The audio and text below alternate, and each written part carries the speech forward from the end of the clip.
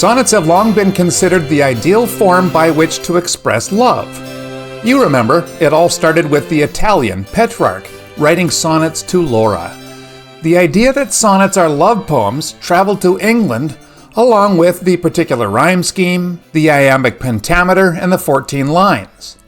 Shakespeare is of course known for his plays, but he's also known for his sonnets, and these two literary forms come together in the greatest love story in all of English literature, Romeo and Juliet. The first 14 lines of dialogue between the two star-crossed lovers is in the sonnet form.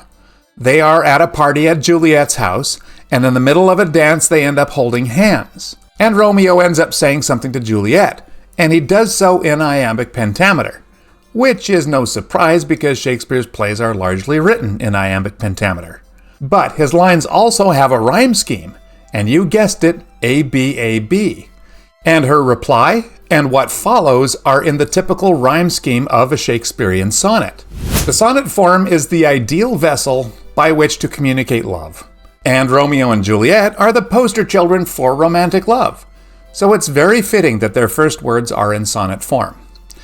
Let's look at these 14 lines found in Act 1, Scene 5. Like I said, they are dancing, and Romeo has just taken Juliet's hand into his, and then he lays this quatrain on her. If I profane with my unworthiest hand this holy shrine, the gentle sin is this. My lips, two blushing pilgrims ready stand to smooth that rough touch with a tender kiss. Back in Shakespeare's day, and indeed still today in some forms of Christianity, there's a clear separation between the things of God, the sacred, and the ordinary things, the profane. Romeo declares Juliet's hand to be a holy shrine. It's sacred, worthy of his veneration, and his hand is profane, unworthy, and rough. His hand is like the travel-stained pilgrim visiting a shrine dedicated to a saint. As such, he is implying that he shouldn't profane her holiness by touching her hand.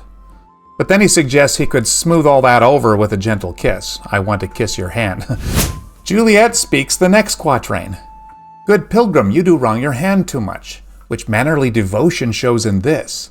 For saints have hands that pilgrims' hands do touch, and palm to palm is holy palmer's kiss.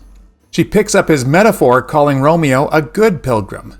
She says that his hands are fine, in that they, like a pilgrim's, aren't profane because of their mannerly devotion, their spiritual dedication to higher things. And besides, she says, pilgrims touch the hands of saints. They touch the statues at these shrines all the time in hope of a blessing, or as an act of veneration. Because pilgrims used to carry palm branches on their return trip from the Holy Land, pilgrims were often called palmers. And when palmers met each other along the road, they greeted each other with a holy kiss. A friend of mine who lived in the Middle East for a while told me that one version of the holy kiss was like this, palm to palm. In all this, Juliet basically says saints and pilgrims touch hands, so I don't mind if you touch mine. Romeo then says, have not saints lips and holy palmers too? Well, he says, if you're okay with the hand-holding, let's move this along and get the lips involved. To which Juliet replies, I pilgrim lips that they must use in prayer. By which she means, slow down, buddy. That's not what I was talking about. When it comes to saints, lips are generally used in prayer. And the clever Romeo picks up on that theme of saintly prayer and says this, O then, dear saint, let lips do what hands do. They pray, grant thou lest faith turns to despair. By which he means, I'm okay with praying. Praying hands look like this.